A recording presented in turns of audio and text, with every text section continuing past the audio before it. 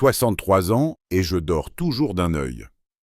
Ma défunte épouse Martine disait toujours ça de moi. Gabriel Perrin, tu entendrais un papillon éternuer dans un orage. Elle n'avait pas tort. Alors quand mon téléphone a vibré à minuit 4 un jeudi de novembre, j'étais déjà à moitié réveillé avant même que la première sonnerie ne s'éteigne. Nous sommes à Lyon dans le quartier de Montchat, une de ces rues où les parcs sont plus vieux que les maisons et où tout le monde reconnaît le bruit de votre voiture. Une rue calme, une belle architecture. Le genre d'endroit où il ne se passe jamais rien sauf ce soir. J'ai regardé l'écran. Damien, bienvenue sur la chaîne. Prenez de quoi grignoter, installez-vous confortablement et n'oubliez pas les personnages de ces histoires ont eu toutes les chances de bien agir. Ils ont simplement choisi de faire autrement. N'oubliez pas de laisser un commentaire et de vous abonner, vous allez adorer ce qui arrive. Ma poitrine s'est serrée d'une manière qu'elle n'avait pas connue depuis des années. Mon fils aîné ne m'avait pas appelé après 21 heures depuis l'enterrement de sa mère. Damien Perrin n'est pas du genre aux appels nocturnes. Lui, c'est plutôt les appels de courtoisie à 7 heures du matin, les SMS d'anniversaire 2 jours à l'avance et les cartes de vœux manuscrites comme en 1987. C'est l'être humain le plus discipliné que j'ai jamais engendré. Et je dis ça en tant qu'homme ayant passé 22 ans comme chef d'équipe dans une papeterie sans jamais arriver en retard d'une seule fois. J'ai décroché avant la deuxième vibration. Damien. Sa voix était plate. Pas paniqué. Pire que de la panique. Contrôlé de la manière dont un homme parle quand il a répété son discours pendant longtemps. Ne parle pas, écoute-moi.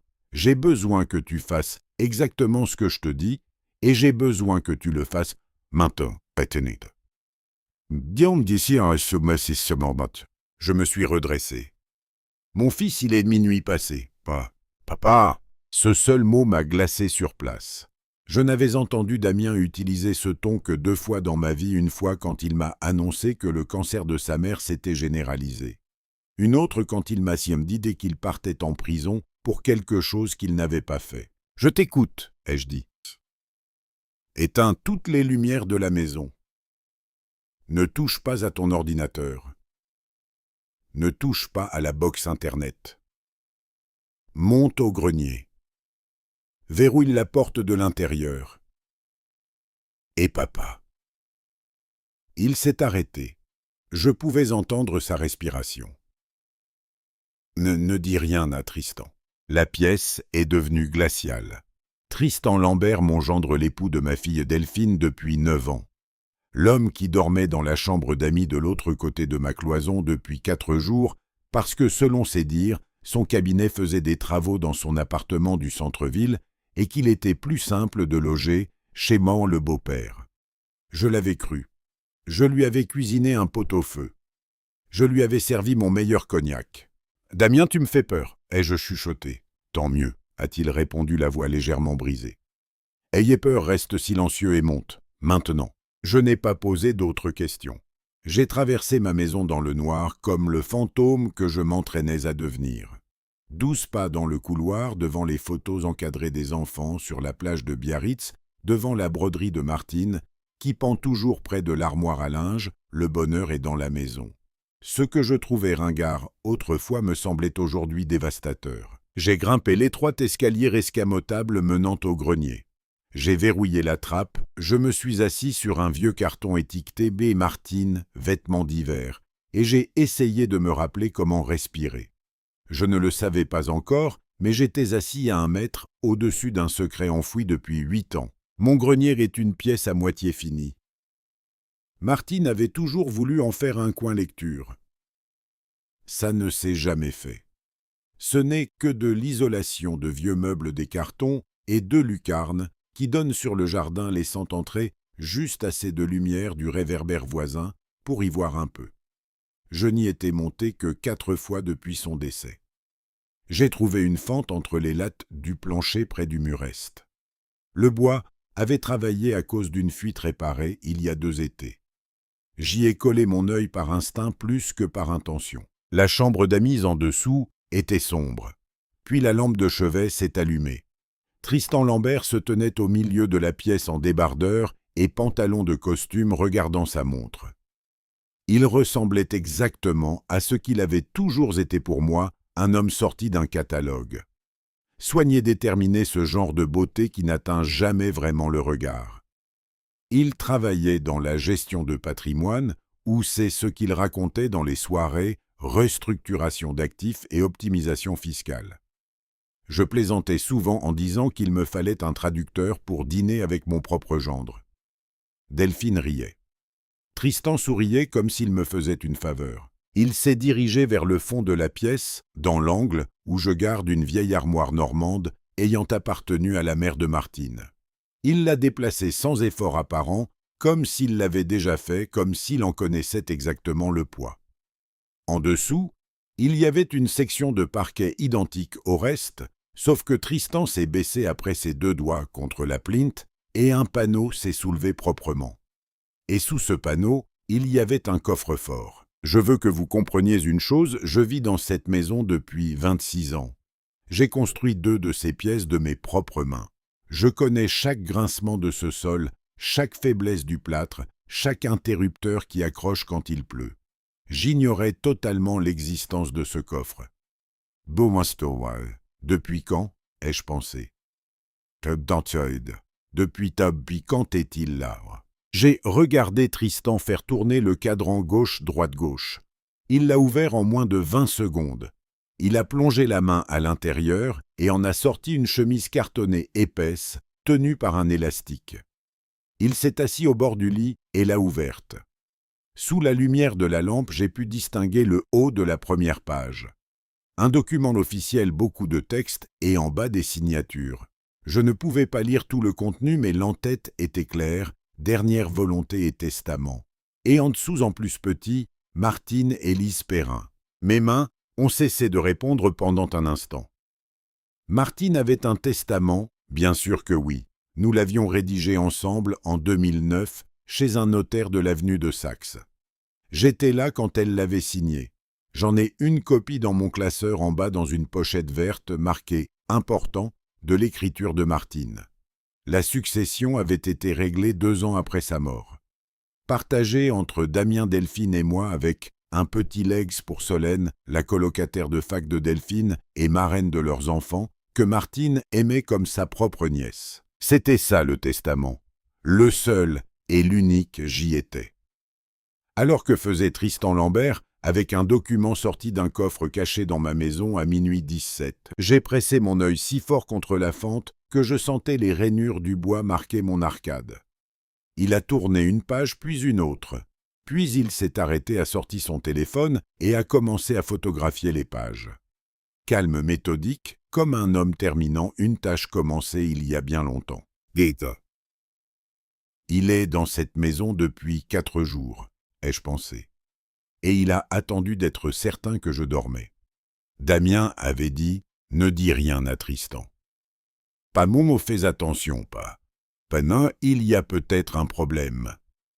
Ne dis rien à Tristan. Comme un homme qui savait exactement ce qu'il allait trouver. Comme un homme qui préparait cette nuit précise depuis des années. Je me suis adossé au mur dans le noir et j'ai fait le calcul. Damien est allé en prison il y a 8 ans. Accusé de fraude électronique fédérale. Des preuves sorties, sorties de nulle part. Une affaire qui s'est déplacée à une vitesse impossible. Un avocat commis d'office que Damien avait refusé parce qu'il sentait que tout était truqué. Il a purgé 22 mois.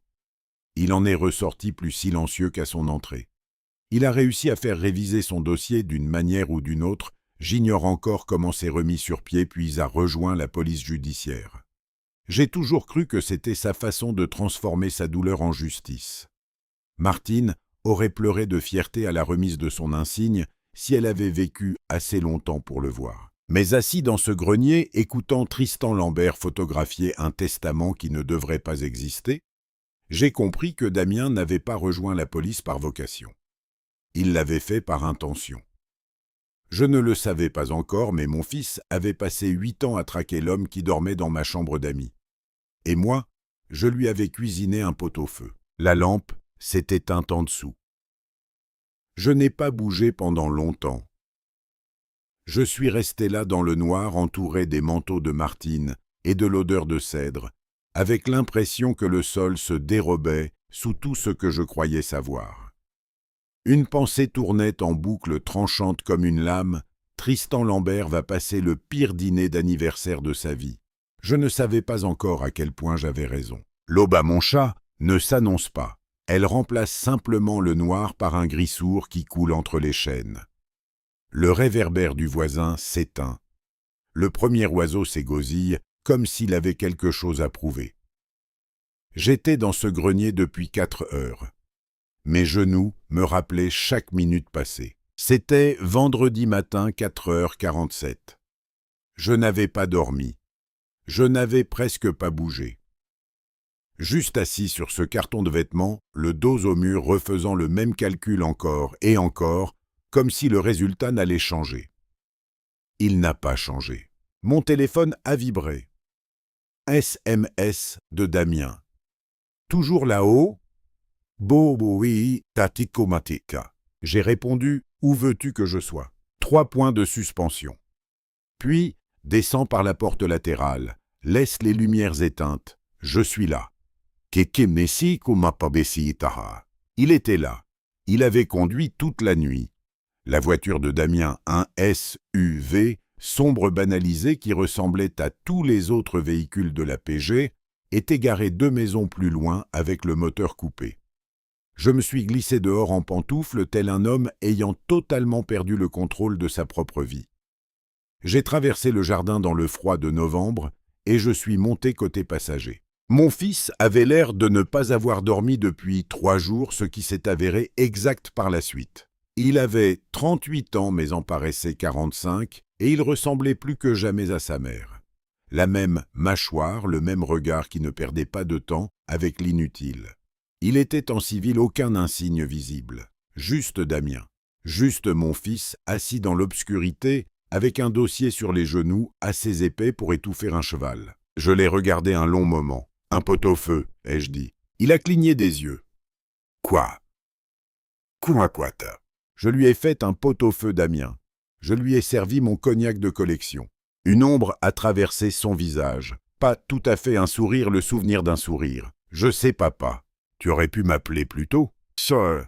Je ne pouvais pas, a-t-il dit doucement, et j'ai senti tout le poids de ces mots. Le poids légal, le poids de la procédure, le poids de 8 ans d'attente. Pas avant d'avoir la preuve matérielle. Tout ce qu'on avait avant ce soir n'était que circonstanciel. Il fallait qu'il aille chercher ce qu'il y a dans le coffre.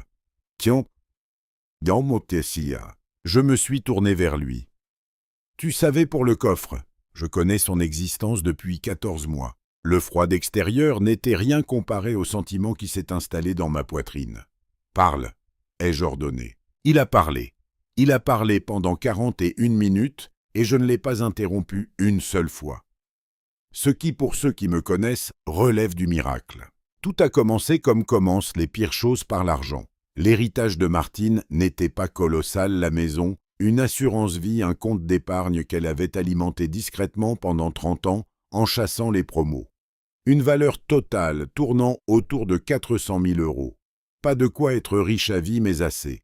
Assez pour que quelqu'un en veuille plus que sa part. Le testament original, celui que j'avais vu Martine signer un mardi après-midi de 2009 dans un cabinet de l'avenue de Saxe alors que je lui tenais la main parce qu'elle terminait sa 2e chimio et que ses doigts tremblaient, divisés tout en 3 parts égales. Une pour Damien, une pour Delphine, une pour moi, avec 15 000 € pour Solène. C'était ça le testament. Mais le testament utilisé pour régler la succession était différent.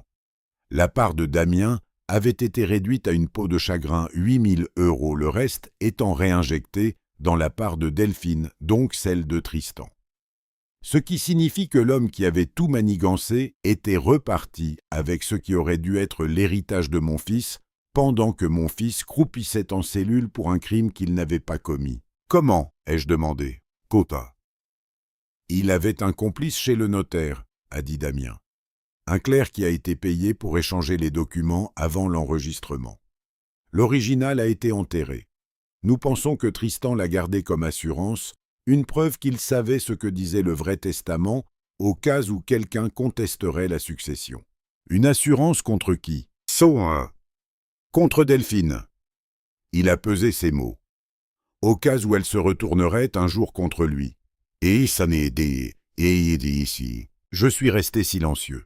Tristan Lambert avait gardé un document capable de le détruire pour s'en servir comme d'une laisse sur ma fille. J'ai rangé cette pensée dans un coin de mon esprit dans un dossier intitulé « Choses à régler plus tard » pour ne pas défoncer ce tableau de bord tout de suite. Et l'accusation de fraude, ai-je demandé. Damian a expiré lentement. Fabriqué. Tristan avait un ami d'enfance dans une société de courtage. Ils ont construit une piste de papier de fausses transactions des comptes écrans qui pointaient directement vers moi. Ils ont envoyé un signalement anonyme à l'autorité des marchés financiers. En 6 semaines, le dossier était au ministère de la Justice. Moi, il s'est arrêté. Je veux que tu gagnes à quel point c'était propre, papa. À quel point c'était réfléchi. Ce n'était pas une impulsion. Il a planifié ça avant même de demander Delphine en mariage. Cette dernière phrase m'a percuté comme une brique dans une vitre. Avant même sa demande, Tristan Lambert avait cartographié la destruction de la vie de mon fils comme condition préalable pour épouser ma fille. Il s'était assis en face de moi à ma table de cuisine pour me demander la main de Delphine avec un plan déjà en marche pour envoyer son frère en prison. Je ne le savais pas encore, mais c'est à ce moment-là que quelque chose s'est brisé en moi définitivement. « Théo, pourquoi ne m'as-tu rien dit ?» ai-je demandé. « Après ta sortie, après avoir rejoint la PJ, pourquoi ai-je dû la prendre dans un grenier à minuit ?» Damien m'a regardé pour la première fois. « Parce que tu serais allé voir Delphine. » Silence. Et Delphine serait allée voir Tristan. Encore le silence. Et Tristan se serait enfui, ai-je terminé. Ou pire, a ajouté Damien. Il avait des moyens de pression papa sur Leclerc, sur son contact au courtage, sur au moins 2 autres personnes liées à ça. S'il avait senti l'étau se resserrer trop tôt, des gens auraient non pu être blessés. J'avais besoin qu'il se sente en sécurité. J'avais besoin qu'il se promène en pensant qu'il avait gagné. Et le coffre? Nous surveillions la maison par intermittence depuis 8 mois. On savait qu'il y avait accédé à Pâques dernier. Mais on ne pouvait pas entrer sans mandat et on n'avait pas de motif valable sans trahir notre surveillance. Il a presque souri. Alors on a attendu qu'il vienne à nous. Tu as utilisé ma maison comme appât, ai-je dit. J'ai utilisé son avidité comme appât, a corrigé Damien. Ta maison était juste l'endroit où son avidité habitait. Et donc, j'ai essayé d'être en colère contre lui. J'ai cherché la faille. Mais ça ne venait pas. Parce que sous tout ça, sous les 4 heures, au grenier, le pot-au-feu, le cognac, et les 22 mois passés à rendre visite à mon fils en prison, en le voyant s'éteindre peu à peu, il y avait quelque chose qui ressemblait, que Dieu me pardonne, à de la fierté. Mon fils avait fait ça comme un chef. Qu'est-ce qui se passe maintenant? Damien a fouillé dans son dossier et en a sorti une photographie qu'il m'a tendue. Je l'ai approché de la faible lueur du matin. C'était un carton d'invitation. Papier crème, lettres dorées. J'ai reconnu l'écriture de Delphine sur l'enveloppe. Tristan Taenfistine et Delphine Lambert, dîner de 9e anniversaire. Samedi 14 novembre, 19h, brasserie Saint-Georges-Lyon. Demain soir, nous allons le laisser savourer son entrée, a dit Damien. J'ai regardé mon fils. Il a repris l'invitation et l'a glissée dans le dossier avec le soin d'un homme manipulant un objet sacré. Et ensuite, on en finit. J'ai acquiescé lentement, regardant par la vitre ma maison, mes arbres, mon perron. 26 ans de ma vie posés là dans le gris de novembre. Solène sera à ce dîner, ai-je noté. Ce n'était pas une question. Delphine m'en avait parlé 2 jours plus tôt. Solène vient exprès de Paris. Ça va être génial, papa. Tu devrais venir. J'avais répondu « peut-être ». J'ignorais ce que ce « peut-être » allait devenir. Damien m'a jeté un regard en biais. Elle est déjà au courant. Mes sourcils se sont levés. Solène sait. Et Solène, a-t-il dit, c'est depuis 6 mois. Elle nous a aidés à vérifier les documents. Elle se rappelait de détails sur le testament original de maman qu'on ne pouvait pas trouver dans les dossiers administratifs. J'ai pensé à Solène vive discrète, le genre de femme qui retient tout et ne révèle rien. Martine avait toujours dit qu'elle était la personne la plus fiable que Delphine ait jamais ramenée à la maison. Martine, comme d'habitude, avait raison. J'ignorais encore que Solène avait un dernier rôle à jouer et que ce ne serait pas dans le silence. « Va dormir un peu, papa, » a dit Damien. « Demain soir, la nuit sera longue. » Je suis sorti de la voiture, je suis resté sur le trottoir en pantoufles dans le froid et je l'ai regardé à travers la vitre. Damien, il a levé les yeux. Elle savait, n'est-ce pas, ta mère? Elle savait que quelque chose clochait avec Tristan. Il a soutenu mon regard un long moment, puis il a passé la première. « Dors un peu, papa. » Il a démarré avant que je ne puisse insister. Et c'était peut-être sa façon de répondre. Je suis rentré chez moi, je suis passé devant la broderie de Martine, le bonheur est dans la maison, et je me suis tenu dans la cuisine sous la lueur grise de l'aube. Quelque part dans le couloir, Tristan Lambert dormait dans ma chambre d'amis, rêvant de ce dont rêvent les hommes de son espèce. Demain, il dînerait avec sa femme, ses collègues, et le prêtre qui les avait mariés. Je serai là aussi, et cette fois, je ne préparais pas de pot-au-feu. Mata. Si vous écoutez ces histoires depuis un moment et que vous voulez qu'elles continuent, n'hésitez pas à cliquer sur le pouce levé et à vous abonner. 97% des gens ne le font jamais, mais c'est ce qui fait vivre ce projet. Alors merci vraiment. Certains hommes passent leur vie à attendre la justice et meurent avant qu'elle n'arrive. Je n'allais pas faire partie de ces hommes-là. Samedi 14 novembre. Je me suis réveillé à 7 heures et je me suis préparé un vrai petit déjeuner, œufs tartine, café, la totale. Parce que ma mère disait toujours, on ne fait jamais rien d'important l'estomac vide. Tristan est descendu à 8h15 dans son peignoir, l'air reposé et serein. Il a demandé s'il restait du café. J'ai souri et je lui en ai versé une tasse. « Profite, ai-je pensé. C'est le dernier que tu bois en homme libre. » Il s'est assis à ma table, celle de Martine, celle qu'elle avait choisie dans un magasin de meubles de la banlieue lyonnaise en 2003 et a fait défiler son écran de téléphone avec l'assurance décontractée d'un homme qui pense avoir gagné. Et pourquoi ne le penserait-il pas? Il gagnait depuis 8 ans. Il avait envoyé mon fils en prison. Il avait volé l'héritage de ma femme. Il dormait chez moi, mangeait ma nourriture, buvait mon cognac et s'asseyait sur mon banc d'église à Noël, le bras autour de ma fille, comme s'il était à sa place. « Grosse soirée ce soir », a-t-il dit sans lever les yeux de son téléphone. « Oh que oui !» ai-je répondu. « Delphine prépare ce dîner depuis des mois. Tu viens ?» Je me suis retourné vers lui. Je ne manquerai ça pour rien au monde, Tristan. Il a enfin levé les yeux. Quelque chose a traversé son visage. Un éclair à peine un quart de seconde comme un homme percevant d'un bruit non identifié.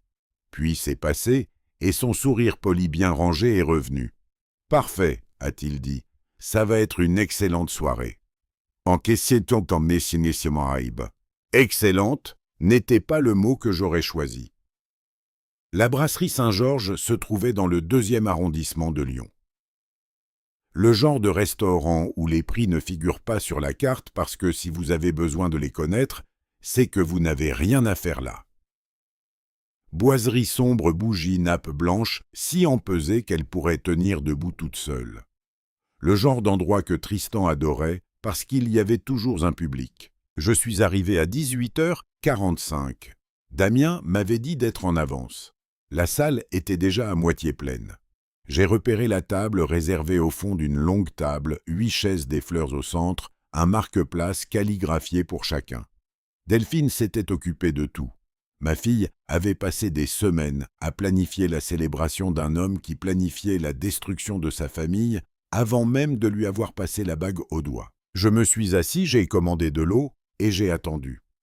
Solène est arrivée à 18h52 dans une robe bordeaux avec l'expression d'une femme portant un secret depuis 6 mois et qui s'apprête enfin à le poser. Elle m'a repéré à traverser la salle et s'est assise à côté de moi sans un mot.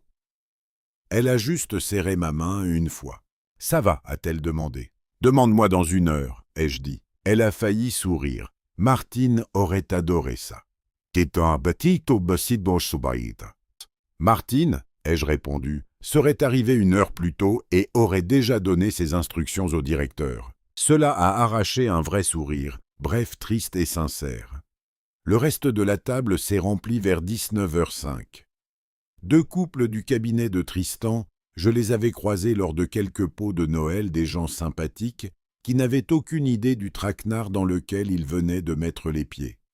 Le père Gérard qui avait marié Tristan et Delphine 9 ans plus tôt, un homme si bon qu'on aurait presque eu de la peine pour lui. Et enfin, Delphine dans une robe émeraude qui la faisait ressembler à sa mère, riant à une plaisanterie de Tristan alors qu'ils entraient ensemble.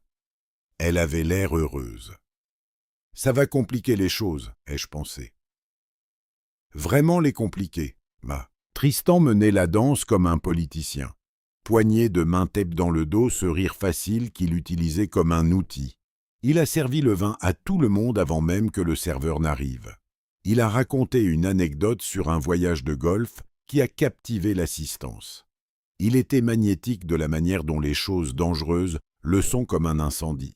On s'en approche par fascination jusqu'à ce qu'il vous brûle. Il était assis à l'autre bout de la table. Nos regards se sont croisés 1 fois.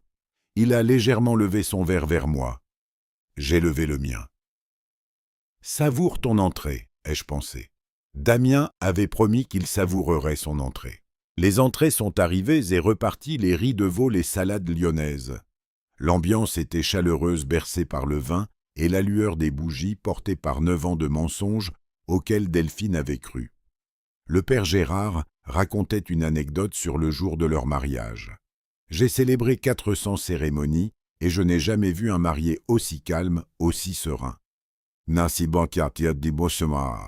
Serein, ai-je pensé. Normal, il avait déjà gagné. Mon téléphone a vibré sous la nappe. Un SMS de Damien, 2 minutes. J'ai posé mon téléphone face contre table, j'ai pris mon verre d'eau et j'ai bu une petite gorgée. À mes côtés, Solène s'était figée. Les plats principaux sont arrivés. Tristan était en train d'expliquer une affaire que son cabinet venait de boucler, une restructuration complexe. Le genre d'histoire qui n'est qu'un étalage de richesses déguisé en conversation. C'est là que la porte de la brasserie s'est ouverte. Damien Perrin est entré. Il portait un costume bleu marine, une chemise blanche, pas de cravate. Derrière lui, 2 personnes que je ne connaissais pas, une femme en veste cintrée, un homme en blouson gris. Ils ont traversé le restaurant avec cette allure particulière propre à ceux qui possèdent une autorité absolue et n'ont aucune intention d'être diplomates. Le brouhaha ne s'est pas arrêté d'un coup. Ce fut progressif comme une conversation qui s'éteint quand un élément étranger s'invite là où il ne devrait pas être. Une table près de la porte s'est tue, puis une autre. Puis, le couple du cabinet de Tristan face à l'entrée a levé les yeux et leurs visages se sont décomposés. Tristan tournait le dos à la porte. Delphine a vu Damien la première. Son visage s'est éclairé. « Oh, Damien, oh mon Dieu, tu es venu, je ne savais pas que... » Puis elle a vu les 2 personnes derrière lui et sa voix s'est éteinte comme une radio perdant le signal. Damien a remonté toute la salle sans regarder personne d'autre que Tristan. Tristan s'est retourné lentement comme un homme entendant à nouveau ce bruit qu'il ne pouvait identifier, mais cette fois il savait exactement ce que c'était. L'homme serein, le marié calme. Il a regardé mon fils et, pendant un court instant, un instant pur, sans phare, hors de prix, j'ai vu 9 ans de confiance méticuleusement construite quitter son visage. « Te voilà », ai-je pensé. « Voilà le vrai Tristan. » Damien s'est arrêté en bout de table.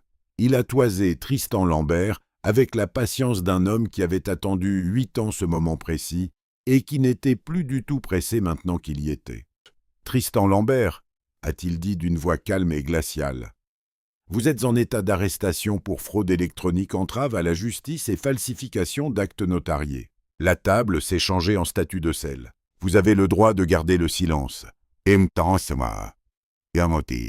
Oh, qu'est-ce que c'est que ce cirque ?» a lancé Tristan. Il avait retrouvé un peu de contenance, une fine couche, juste assez pour parler. « Qu'est-ce que tu fais? C'est un dîner privé.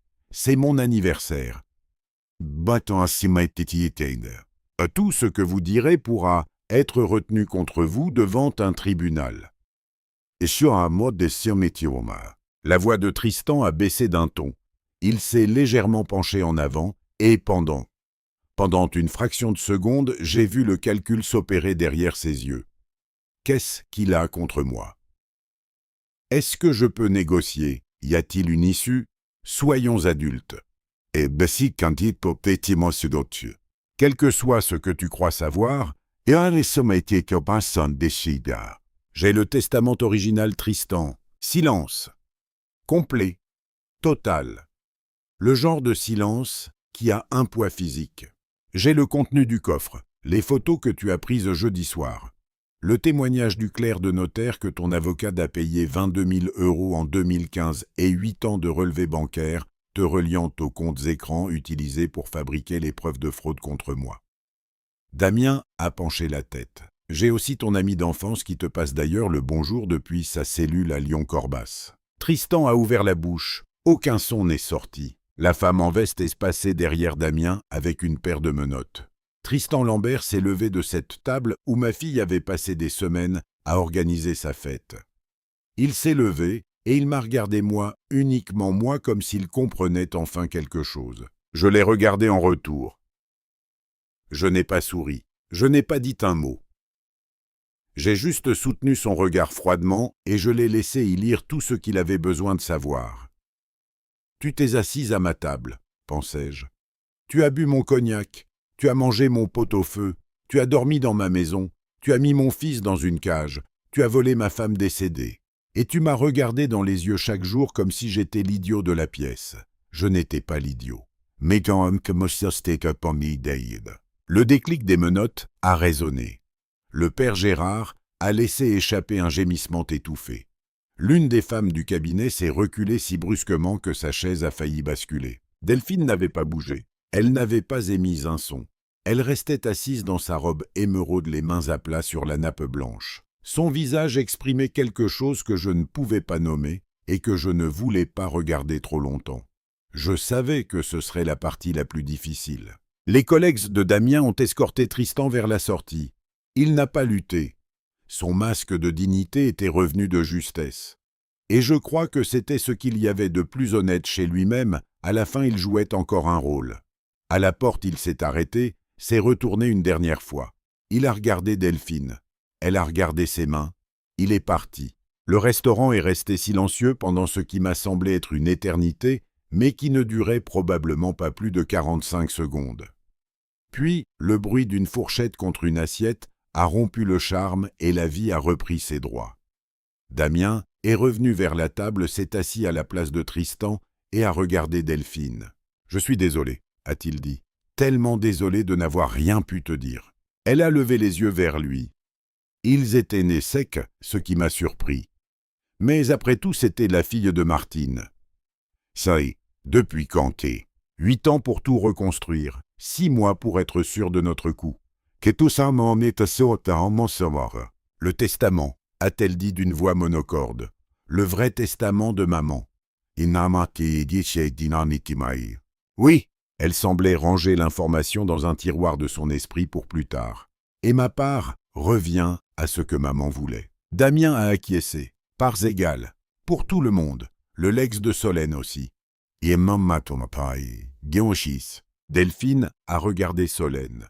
Un échange silencieux a passé entre elles, toute une conversation condensée, dans un regard, ce genre de lien que seuls des amis de 20 ans possèdent. Puis Delphine m'a regardé. « Papa ?»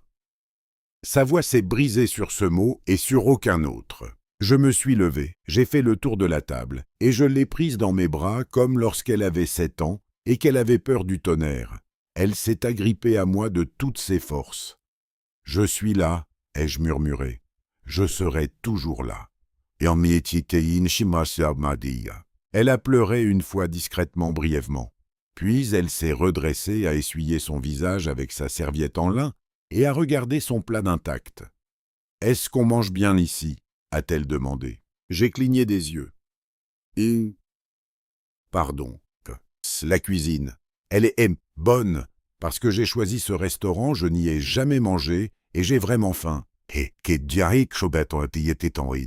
Je me suis rassis. J'ai regardé mon fils Solène, le père Gérard, qui avait l'air d'un homme venant de voir un sermon s'écrire sous ses yeux. Quelqu'un a fait signe au serveur. Et nous avons dîné. 3 semaines plus tard, je suis descendu un mardi matin, j'ai préparé le café et je me suis tenu devant la fenêtre de la cuisine, regardant les arbres du jardin. Le froid de novembre était devenu celui de décembre. Les branches étaient nues. Le quartier était calme, comme Montchat l'est toujours. Sur le comptoir, il y avait une pochette verte. L'écriture de Martine sur l'étiquette, important. Je l'avais sortie du classeur la veille pour la voir sous les yeux le matin. À l'intérieur se trouvait la copie du testament original. Pas une photocopie, pas une image numérisée, mais l'original restauré certifié et enfin enregistré correctement au tribunal. Les vrais mots de Martine. Ses vraies intentions. La version où mon fils n'était pas effacé. La version où personne n'avait réécrit ses choix pendant qu'elle était trop faible pour les défendre. J'ai posé ma main à plat sur le dossier. On l'a eu, Martine. Ai-je dit à voix basse, dans la cuisine, face à la broderie au mur, en pensant à cette femme qui entendait un papillon éternuer dans un orage et qui nous aimait tous plus que nous ne le méritions. Ça a pris du temps, mais on l'a eu. Et que merci tant, mais c'est dit que Le café a fini de couler. Dehors, le premier oiseau du matin chantait comme s'il avait quelque chose à prouver. Je m'en suis versé une tasse et pour la première fois en 8 ans, il avait exactement le goût qu'il devait avoir. Si vous avez aimé cette histoire, rejoignez notre communauté en cliquant sur le pouce levé et abonnez-vous pour plus de récits réels, bruts et centrés sur la famille.